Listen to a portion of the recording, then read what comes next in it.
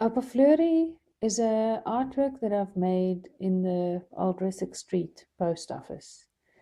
OUPA FLORIE is my grandfather that worked in the post office from 1921 as a 14-year-old postman.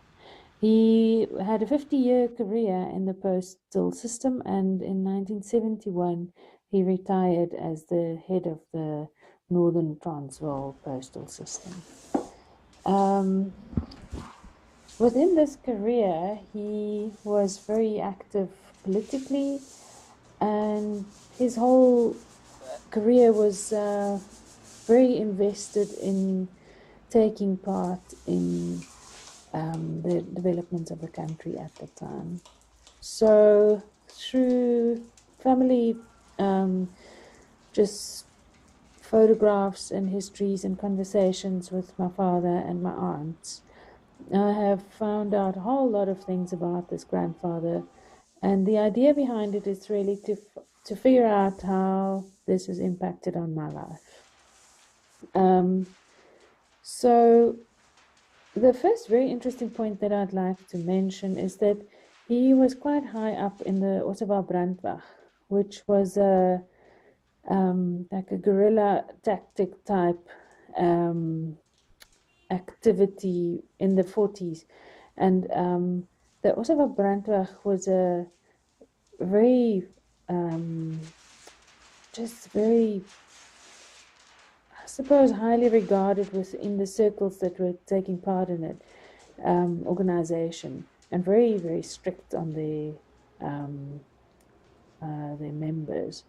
So my grandfather obviously took this very seriously, and what I found really interesting through a community organizer, colleague of mine, Josie Adler, she mentioned to me that the purpose of the post office within the 40s and 50s was actually to develop all these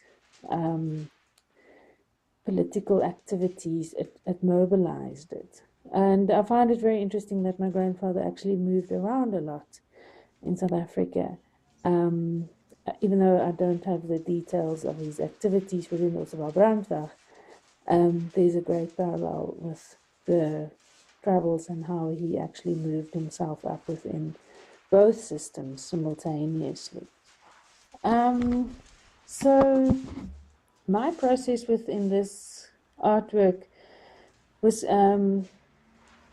just kick-started by when my father mentioned to me that my grandfather actually started working there.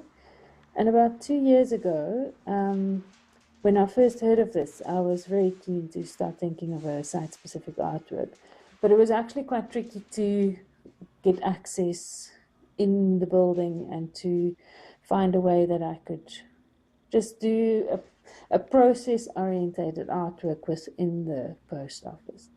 So I basically persisted and kept in contact with the commissioned architects and tried to get in contact with the right people at the Heritage Council throughout, and recently found a breakthrough when Eric Itzken introduced me to the new architects, and the architects was very interested to see what I do. So I pitched the project as a temporary project to actually engrave the artwork just into the surface of the plaster through the first layers of paint, and then directly into the plaster and cement mixture that was actually placed on top of the bricks years ago. This process for me is it's a process-orientated work. So the fact that it's temporary is absolutely part of the work. Whilst I'm actually busy working on the wall, that is for me the artwork. The final documentation of it and how people access or don't access it is the viewer's own experience. So the fragility of the plaster and the cement surfaces will be removed as part of the refurbishment as soon as the architects have done all their planning and cost estimates, the work might actually be removed. The temporary nature of it gives me time to think of my family's history. My family started sharing all sorts of interesting stories and secrets to me, and it's really wonderful to get a response from within the family, to just ground my own being within the city. So I'm using all these heritage works that I've been doing for the past 3 years to find my own roots again in Joburg, but also to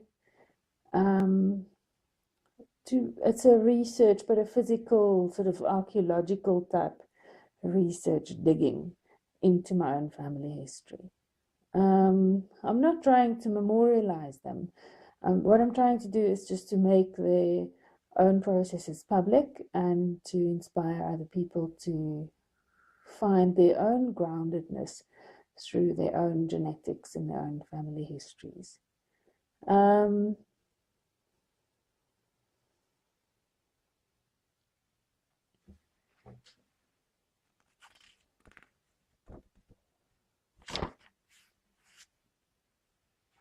Whilst I'm chiseling and grinding and repairing the paint chips that falls off and repainting parts of it, I basically look under the layers for my own stories to surface.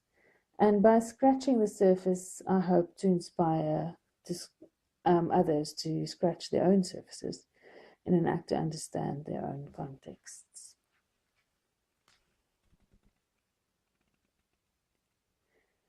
The work is on the Pritchard Street entrance of the Resick Street Post Office, and people who's interested to go and view it can make an appointment with me to go on a walkabout. The work is not open to the public at this point, but if it somehow gets preserved within the refurbishment process, it will have a longer life.